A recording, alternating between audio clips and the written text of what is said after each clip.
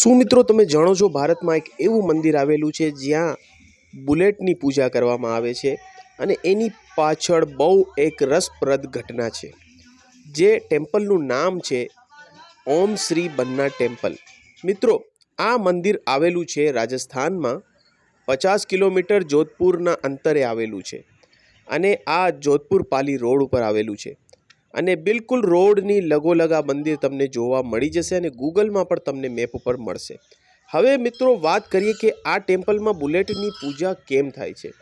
મિત્રો પહેલાં ઓમ બન્ના ટેમ્પલ કેમ નામ રાખવામાં આવ્યું।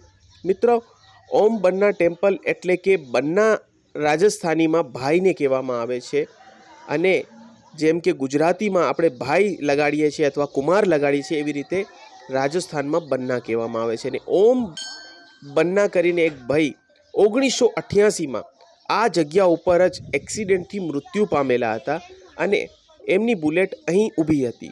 પછી આ બુલેટને પોલીસે પોતાના હસ્તક લઈ અને પોલીસ સ્ટેશન લઈ ગઈ, પણ આશ્ચર્યચકિત રીતે આ બુલેટ બીજા દિવસે પોલીસ સ્ટેશનથી ઓટોમેટિકલી અહીં આવી ગઈ હતી। તમે એક્સિડન્ટ ગાડી પણ જોઈ શકો છો કે કઈ રીતે એ ઘવાયેલી પણ છે અને મિત્રો ફરીથી પોલીસ એને લઈ ગઈ, ફરીથી અહીંયા આવી ગઈ, ફરીથી પોલીસ એને લઈ ગઈ અને ચેનમાં બાંધી, તે છતાં અહીંયા આવી ગઈ।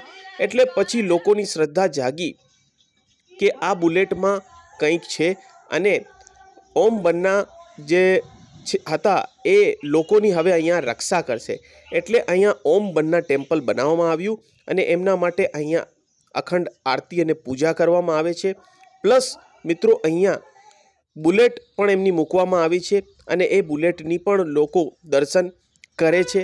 તો આ રીતે એક બુલેટની મિત્રો પૂજા કરવામાં આવે છે। એવું માનવામાં આવે છે કે બન્ના સાહેબ અને બુલેટ અહીંના લોકોની રક્ષા કરે છે અને ત્યાર પછી 1988 પછી અહીંના આસપાસમાં કોઈ પણ એક્સિડન્ટ થયું નથી, જે એક જાણવા જેવી ઘટના છે। અહીંયા મિત્રો તમને આજુબાજુના સ્ટોર્સ પણ છે જ્યાંથી તમે પ્રસાદ વગેરે લેવું હોય તો લઈ શકો છો અને પાર્કિંગની પણ વ્યવસ્થા છે। તો અવશ્યથી તમે અહીં પધારજો અને તમને આ નવું જાણીને કેવું લાગ્યું એ જરૂરથી જણાવજો અને શું તમને આના વિશે ખબર હતી તો જરૂરથી જણાવજો અને કોઈ વધારે માહિતી તમને ખબર છે તો જરૂરથી કમેન્ટ કરીને અમને જણાવો। તો મિત્રો હવે અમે આગળ વધી ગયા છીએ જોધપુર તરફ જવા માટે, કેમ કે અમે ભાઈબંધ નીકળ્યા છીએ જોધપુરની ટ્રાવેલ સિરીઝ બનાવવા માટે તમારા માટે। તો જરૂરથી અમારી સાથે જોડાયેલા રહેજો અને આ ચેનલને સબસ્ક્રાઈબ અને લાઈક જરૂર કરજો।